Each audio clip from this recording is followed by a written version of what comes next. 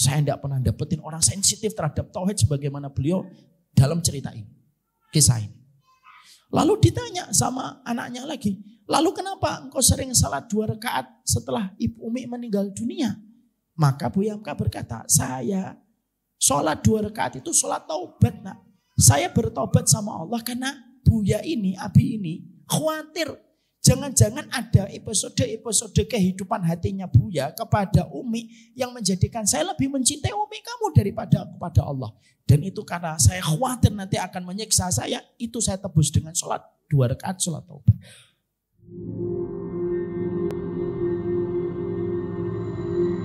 Makanya maaf ya Ibu, hal yang perlu kita sadari, ini masih poin yang ketiga. Hal yang kita perlu sadari adalah jangan sampai istri kita itu mengalahkan cinta kita sama Allah. Hal yang perlu kita sadari adalah jangan sampai suami kita itu mengalahkan cinta kita sama Allah. Karena salah satu tanda syirik itu bukan hanya nyembah sama batu. Tapi salah satu di antara konkretnya bentuk kesyirikan itu apa? Kalau kamu mencintai makhluk lebih besar daripada kamu mencintai Khalik, maka itu pun sudah merupakan bagian dari perkara dosa besar manusia kepada Allah. Saya akan sampaikan kisah nyata. Ibu tahu nggak? Buya Hamka. Buya Hamka itu ulama besar. Saya terinspirasi dengan Buya Hamka semenjak saya SMP sudah membeli buku-buku beliau. Tasawuf modern miliknya Buya Hamka itu saya baca waktu SMP. Buya Hamka itu ternyata saya membaca salah satu biografinya Buya Hamka. Buya Hamka itu sayang sama istrinya. Ketika istrinya meninggal dunia, Buya Hamka itu memiliki aktivitas yang agak berbeda dengan aktivitasnya sebelum istrinya meninggal dunia. Karena Buya Hamka sama istrinya lebih dulu. Ketika istrinya itu meninggal, Buya Hamka itu membaca Qur'annya itu 1 hari bisa sampai 7-8 juz 1 hari. 2 kali lipat lebih banyak daripada kebiasaan beliau ketika istrinya masih ada. Dan Buya Hamka itu sering sholat taubat 2 rakaat, sering sholat 2 rakaat. Anak-anaknya beliau itu sampai heran. Kok tumben ya abi kami kok berubah. Buya ini kok berubah. Yang memang perubahannya lebih baik. Tapi kok kenapa berubah? Lalu anak-anaknya itu memberanikan diri untuk tanya sama Buya Hamka. Pertanyaannya adalah, wahai Buya, kenapa kami menjumpai engkau setelah ditinggalkan Umi? Maka engkau itu membaca Al-Qurannya ditambah. Dan kenapa engkau sering sekali sholat 2 rakaat? Kamu sering sekali, di mana kebiasaan ini tidak pernah kami lihat sesering ini ketika Umi masih hidup.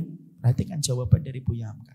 Buya Hamka itu ngomong, ini hati yang sensitif sama Allah, hati yang tauhidnya benar, sensitif sama Allah. Dia berkata begini, ya nak, saya itu baca Quran, saya kalikan 2 kali lipat setelah ibumu meninggal dunia, supaya saya itu ketika diserang dengan kerinduan dan kesedihan, saya tuh pingin membuktikan sama Allah, nih Allah, istri saya meninggal, saya sedih, tapi saya membaca Quran lebih banyak untuk memberikan kepada Allah sebuah bukti.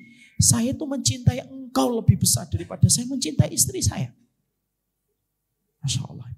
Jadi ketika dia tuh ngerasa cintanya sama istri, maka ditutup, di cover itu sama Buya Hamka dengan baca Quran itu 2 kali lipat lebih banyak. Saya tidak pernah dapetin orang sensitif terhadap tauhid sebagaimana beliau dalam cerita ini, kisah ini. Lalu ditanya sama anaknya lagi, lalu kenapa engkau sering salat 2 rakaat setelah Ibu Umi meninggal dunia? Maka Buya Hamka berkata, saya sholat 2 rakaat itu sholat taubat, nak. Saya bertobat sama Allah karena Buya ini, Abi ini khawatir jangan-jangan ada episode-episode kehidupan hatinya Buya kepada Umi yang menjadikan saya lebih mencintai Umi kamu daripada kepada Allah. Dan itu karena saya khawatir nanti akan menyiksa saya, itu saya tebus dengan sholat 2 rakaat sholat taubat. Masya Allah. Apa yang diajarkan oleh Buya Hamka dalam peristiwa itu? Masya Allah ya, istrinya Buya Hamka itu luar biasa. Tawadhu betul. Pernah dalam satu kejadian itu ketika Buya Hamka didaulat mendapatkan satu penobatan penghargaan, maka yang dipanggil bukan hanya Buya Hamka, yang dipanggil itu istrinya juga. Istrinya dipanggil ke atas panggung, ditanya, Umi, apa yang Umi lakukan ketika Umi itu memiliki seorang suami yang luar biasa hebat dalam ilmu? Perhatikan jawaban seorang istri yang tawadhu. Saya nggak ngelakuin apa-apa. Saya tuh cuma tukang masaknya. Orang yang mendapatkan penghargaan ini. Saya cuma tukang masaknya.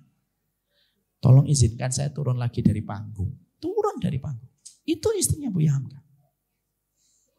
Maka ketika saya membaca kisahnya Buya Hamka itu, Masya Allah. Itu yang menjadikan kita paham. Kadang-kadang kita dalam kehidupan berumah tangga, sadar atau tidak sadar, kita itu telah mencintai suami kita lebih besar daripada cinta kita kepada Allah. Dan kadang-kadang kita mencintai istri kita itu lebih besar daripada kita mencintai Allah.